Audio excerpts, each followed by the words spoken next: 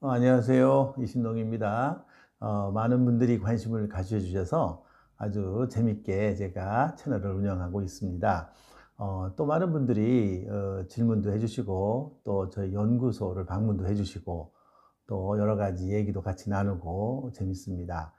지난번에 예고 드렸던 대로 오늘은 많은 그 구독자님들이 보내주신 그런 질문사항에 답해주는 그런 Q&A 시간으로 가져보려고 합니다. 이 똑똑한 아이들을 참 키운다는 것은 어려운 일이 참 많아요. 보통 사람들을 키우는, 보통 아이들을 키우는 그런 것보다 훨씬 더 많은 힘이 든다고 생각이 됩니다. 그래서 보통 아이가 아닌 아이들이거든요. 특별한 아이들이기 때문에 어머니들이 더 많이 손이 가고 더 많은 신경을 써야 되고 힘든 부분이 많을 거라고 생각합니다. 그래서 오늘 제가 그 구독자님들의 내용을 좀 보고 추려서 한 5분 정도 얘기를 해보려고 합니다. 먼저 쾌락 독서님이 보낸 그런 얘기인데요. 선생님 너무 공감하면서 잘 들었습니다. 아이가 단순 반복을 너무 싫어하여 구구단도 안 외우고 연산도 매우 싫어합니다. 그래서 학교 수학에 스트레스를 너무 많이 받아요. 지금 2학년인데 초 1, 2 수학이 사실 거의 연산이 전부이다 보니 뭐 다른 아이들은 잘한다 그런 얘기죠. 잘하는데 얘는 그걸 잘 안 하려고 한다 그런 얘기예요. 단순 반복되는 걸 잘 안 하려고 한다. 그런데 큐브와 레고 조립이라든지 다면체 등 입체 도형, 여러 물체에 대한 전개도를 생각해서 그려서 만들기 등은 매우 좋아하고 그런데 대단히 잘한다는 거죠. 이렇게 그 수학 부분에서도 잘하는 부분이 있는데 단순 연산 이런 거를 안 하려고 한다. 그게 굉장히 고민이다. 그래서 이거를 내버려 두어야 되느냐 아니면 어떻게 지도를 해줘야 되느냐 그런 질문입니다. 수학에는 연산도 있고요. 뭐 이렇게 기하, 도형 이런 것도 있습니다. 기하, 도형 이런 거 굉장히 중요하죠. 저 개인적으로도 사실 연산 되게 싫어했었어요. 그냥 단순히 곱하기, 나누기, 그 다음에 뭐 방정식 푸는 거 뭐 이런 건데요. 사실 이것도 중요한 수학이죠. 중요한 수학인데 좋아하는 영역이 있고 싫어하는 영역이 수학 안에도 있는 거죠. 그렇지만 엄마는 이 아이가 연산이 단순히 반복된다 그래가지고 그냥 내버려 둬서는 안 됩니다. 저는 그렇게 생각을 해요. 조금 힘들고 지루하고 재미없는 부분도 세상에서는 해야 될 일이 굉장히 많아요. 그래서 이 아이를 잘 다독거리고 뭔가 보상을 주고 인센티브를 줘가지고 이 연산을 잘 할 수 있도록 도와주시고 그리고 이렇게 하는 방법이 있어요. 네가 레고, 큐브 이런 거 조립을 네가 만약에 연산을 1시간을 열심히 하면 이거를 많이 할 수 있는 기회를 주겠다. 이런 게 있어요. 그래서 싫은 거를 하면 좋아하는 거를 많이 할 수 있는 그런 기회를 주는 것이죠. 그래서 네가 싫은 거 10분만 하면 네가 좋아하는 거를 1시간 할 수 있도록 해주겠다라든지 이런 식으로 뭔가 유인가를 준다든지 그리고 또 좋아하는 거를 사준다든지 하여튼 뭐 이거는 어떻게든지 엄마가 끌고 가서 어느 정도까지는 해줘야 돼요. 똑같은 반복적인 문제가 20문제를 다 해야 된다. 그럴 때는 좀 줄여줘도 돼요. 10문제만 한다든지 이렇게 다른 아이가 20문제를 해야 되면 10문제만 할 수 있는 그런 걸 줘야 되지만 전혀 안 하게 내버려 둬서는 곤란하다. 이런 게 제 생각입니다. 그리고 우리가 모든 과목이 있어요. 그래서 좋아하는 과목과 싫어하는 과목이 있는데 그런 싫어하는 과목도 조금은 참고 해야 됩니다. 그래야지 학교 교육을 따라가고 학교는 공부는 평균을 가지고 따지기 때문에 어느 정도는 따라가 줘야 돼요. 그리고 좋아하는 과목은 더 많이 하게끔 하는 건 뭐 좋지요. 뭐 아마 그렇게 될 거예요. 그렇지만 이 수학 부분 안에서도 좋아하는 파트와 싫어하는 파트가 있는데 그 싫어하는 파트 엄마가 잘 달래서 할 수 있도록 그렇게 끌고 가는 게 좋습니다. 그래야지 무조건 내버려 둬서는 안 됩니다. 그거는 그래서 엄마가 적극적으로 개입할 때는 개입하시고 내버려 둬도 잘 하면 그냥 내버려 두는 게 뭐 괜찮습니다. 그런 대로 설명드리겠습니다. 쾌락 독서님 아주 이름이 좋네요. 그 다음에 두 번째로 넘어가 보겠습니다. 두 번째 분은요, 선진조라고 하시는 분인데요. 선진조. 영재 판별을 위한 그 대표적인 5가지 행동 특성에서 질문을 하셨어요. 여러 가지 특성이 다 맞는 특징인데요. 에너지 많고 어른스럽게 말하고 다양한 책 읽기를 좋아하고 싫어하는 것은 인내하지 않고 자기 스타일대로 뭘 만들고 아이디어 잘 내고 등등. 그냥 둬야 할지 아니면 올해 7살이니까요. 취약 전에 풀 배터리 검사를 받아보는 게 좋을지 고민이에요. 풀 배터리에 웩슬러도 포함이라고 하는데 영재인지 알 수 있을까요? 선택적 주의 집중으로 가끔 집중력이 없나 고민이 될 때도 있어요. 이런 질문을 했어요. 아이가 영재성이 많고요. 굉장히 에너지도 많고 어른스럽고 책 읽는 것도 좋아하고 다양한 흥미를 갖는다는 거죠. 굉장히 좋습니다. 그러나 이런 특징을 가져서 꼭 지능 검사를 가지고 이런 특징을 다 확인할 수 있는 건 아니에요. 특히 그 웩슬러 검사는 이렇게 그 아이가 가지고 있는 그 지적인 능력을 주로 측정하는 겁니다. 지적인 능력을 주로 측정하는 거기 때문에 다양한 걸 모두 다 측정할 수 있는 건 아니고요. 또 풀 배터리라고 이렇게 말을 쓰는 거는 이제 여러 가지가 있는데요. 지능 검사 포함해서 다른 여러 가지 성격이나 기질 검사라든지 아니면 여러 가지 검사를 한번 받아보는 거는 나쁘진 않아요. 그러나 우리가 이걸 자꾸 참고로 해야지 이거에 너무 집중하시면 안 돼요. 어느 정도 참고 자료다 이렇게 생각을 하시고, 그리고 내가 볼 때 큰 아이가 문제가 있는 것 같지 않아요. 문제가 있지 않는데 한 가지 자기 스타일대로 한다. 그리고 자기가 아이디어를 내고 자기 스타일로 간다는 거는 나쁘지 않습니다. 그거는 꺾을 필요가 없어요. 꺾지 마시고 자기 스타일을 살리는 거는 좋고요. 그리고 자기 스타일을 가지고 있는 것이 나중에도 여러 가지가 좋습니다. 그런 것이 창의성 개발에도 굉장히 좋고요. 자기 방식대로 하려고 하는 거, 이거 엄마들이 자꾸 제재하지 마시고 자기 스타일대로 하는 거 좋습니다. 특히 그 어린아이들이 어릴 때 자기의 소신과 생각이 있다는 거는 지적 능력이 높은 아이들의 특징 중에 하나죠. 그래서 웩슬러 검사라고 하는 것은요, 이제 윕시라는 것도 있고요, 위스크라는 그런 검사도 있는데, 여러 이제 검사하는 곳이 있으니까 한번 받아보는 것도 좋다고 저는 생각합니다. 그 안에 세부적인 어떤 그런 요인들이 있어요. 그래서 어떤 능력이, 예를 들면 지각 추론과 관련된 능력이 높은지 낮은지, 그 다음에 언어와 관련된 것이 높은지 낮은지, 이런 4가지 정도의 요인이 있어요. 그 요인을 한번 확인해 보는 것도 좋다고 생각합니다. 그래서 아이를 조금 더 과학적으로, 조금 더 정확하게 알아내는 것은 참 좋은 생각이라고 저는 판단이 됩니다. 그래서 그런 걸 한번 해보시면 좋을 것 같고요. 선택적 주의 집중을 이제 해서 집중력이 떨어진다 그러는데, 그건 아주 유연성 있는 거예요. 좋은 겁니다. 항상 집중하는 게 좋은 게 아니에요. 집중할 때 집중하고 집중하지 않을 때는 에너지를 쓰지 않는 게, 그게 현명한 판단이죠. 현명한 그런 전략 중에 하나죠. 알겠습니다. 그러면 또 다음 분으로 넘어가 보겠습니다. 다음 분은요, 리욱이라고 하시는 분인데요. 리욱, 영어로 쓰셨는데요. 이게 아빠의 지원이라고 하는 그런 영상에서 나온 얘기인데요. 아빠 같아요. 항상 좋은 강의 감사합니다. 아이가 43개월인데요. 얼마 전부터 변신 로봇 장난감에 빠져서 하루 종일 카본 놀이를 하자고 하네요. 전에는 책 읽기나 만들기를 좋아했는데 로봇이 너무 재미있는 건지 흥미를 많이 잃은 느낌입니다. 제가 느끼기에 로봇 역할놀이와 변신 로봇을 가지고 노는 것이 단순해서 영재성 발달에 부정적인 영향을 끼치는 것이 아닌지 걱정이 되네요. 여러 가지 놀이를 제공하고 책을 더 읽히고 싶은데 로봇 장난감을 제한하거나 치우는 것이 옳을까요? 그래서 그렇게 질문했어요. 놀이는요, 아주 어린 시절에는 굉장히 필요한 겁니다. 그러니까 어릴 때 책 읽는 것보다는 제가 볼 때는 로봇 놀이하는 게 훨씬 좋다고 생각해요.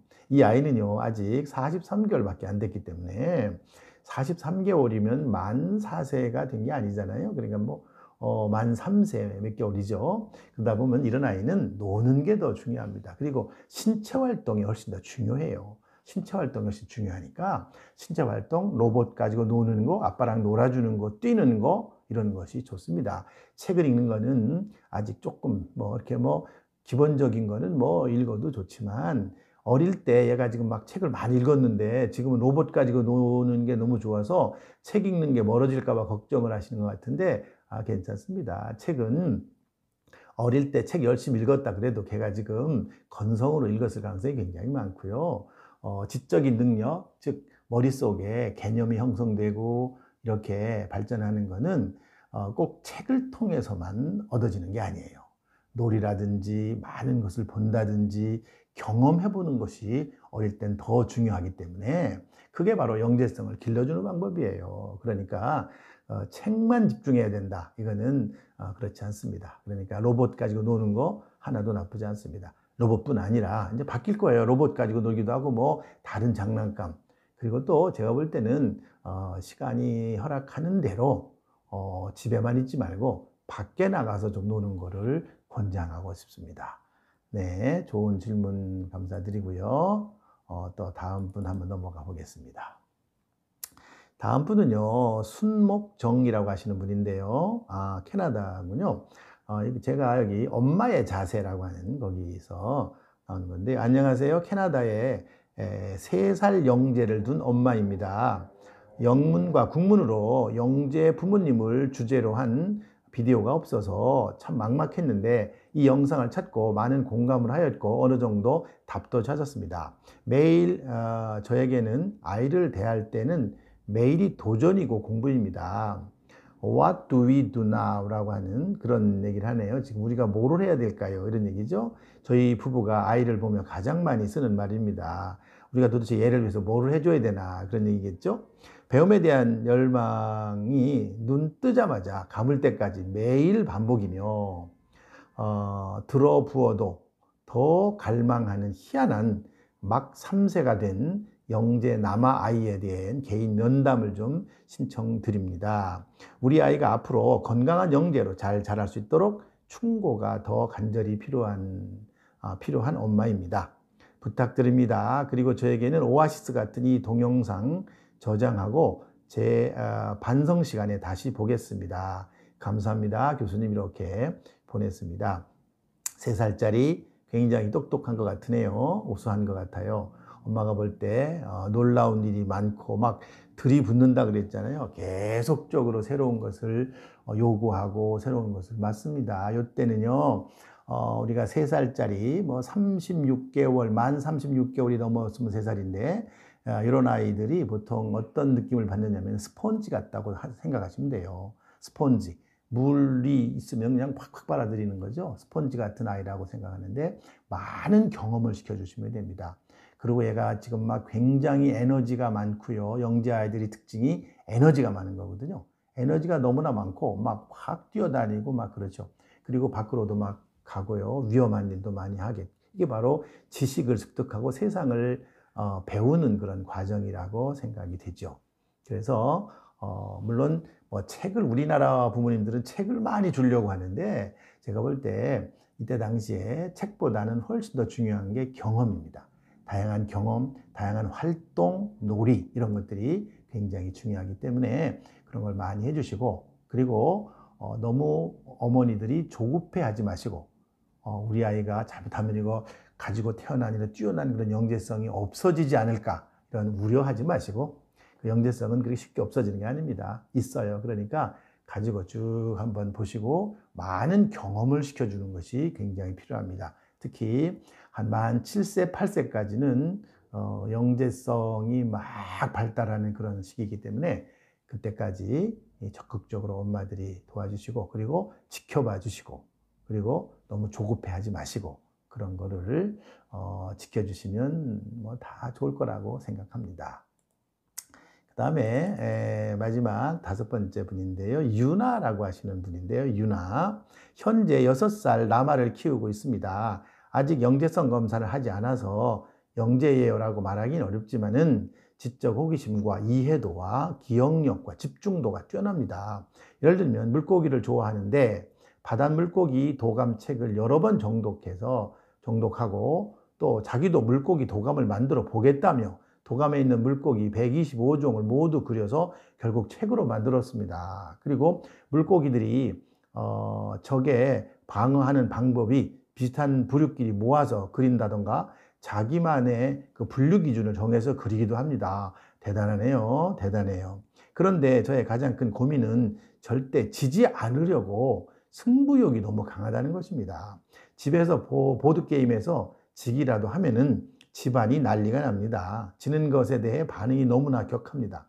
6살부터 다니던 오르다 학원도 어느 날 문 앞에서 절대 안 들어가겠다고 해서 힘든 적이 있었습니다. 아직도 졌다고 포기하거나 회피하지는 않고 어떻게든 연습하고 더 익혀서 기어이 이기겠다는 자세입니다. 저는 이기고 지는 건 중요하지 않아 최선을 다하고 즐겁게 하는 것이 중요해라고 다이루고 있는데 승부욕이 강한 아이를 어떻게 이끌어가야 할까요? 이 승부욕이 강한 아이 참 고민이 많죠. 맞습니다. 이 승부욕이라고 하는 것은 어찌 보면 좋은 겁니다. 부정적인 것이 아니에요. 좋은 건데 이게 사실은 지나치면 잘못하면 부정적인 방법이나 나쁜 방법으로 이기려고 할 수도 있다는 게 문제죠. 그래서 어머니들이 잘 지도해 주셔야 되는데 이 승부욕이 강한 거를 긍정적인 쪽으로, 좋은 쪽으로, 여기 지금 책을 만들고 물고기 그런 도감을 만들고 했다는 것은 정말 좋습니다. 그래서 그런 방향으로 승화를 시켜 주셔야 돼요. 무조건 이기려고만 하는 게 좋은 게 아니고 남들보다 남들이 못하는 거를 할 수 있도록 하는 게 좋습니다. 도감을 만들어 준다는 건 너무 좋고요. 자, 그러면 네 친구는 책을 2권밖에 안 읽어. 너는 3권 읽고, 그다음 네 친구는 100m를 뛰는데 너는 200m를 뛰고, 이런 식으로 좀 긍정적인 좋은 방향으로 아이를 승부욕을 갖게끔 도와주는 게 굉장히 필요해요. 그러나 때로는 또 우리가 승부욕이 너무 강한 사람은 상대방을 짓누르고 무시하고 뭐 이런 경우가 굉장히 많은데 그거는 바람직하지 않습니다. 이 우수한 아이가 커서 나중에 사회적으로 리더가 돼야 되는데 그 사회적 리더가 되려면 그래서는 안 되고요. 사실은 그 아이들과 같이 협동하고 같이 갈 수 있는 그런 아량도 필요합니다. 그래서 이런 것이 바로 어머니들이 도와줘야 될 그런 부분이에요. 그래서 때로는 그런 것을 다독거리기도 하고 이 아이가 가지고 있는 게 나쁜 건 아니에요. 하지만 그러나 이기는 거 좋지만 이길 때 상대방을 무시하고 상대방을 배척하고 이기는 게 아니라 좋은 방향에서 긍정적인 방향에서 이길 수 있도록 도와주는 것이 굉장히 필요합니다.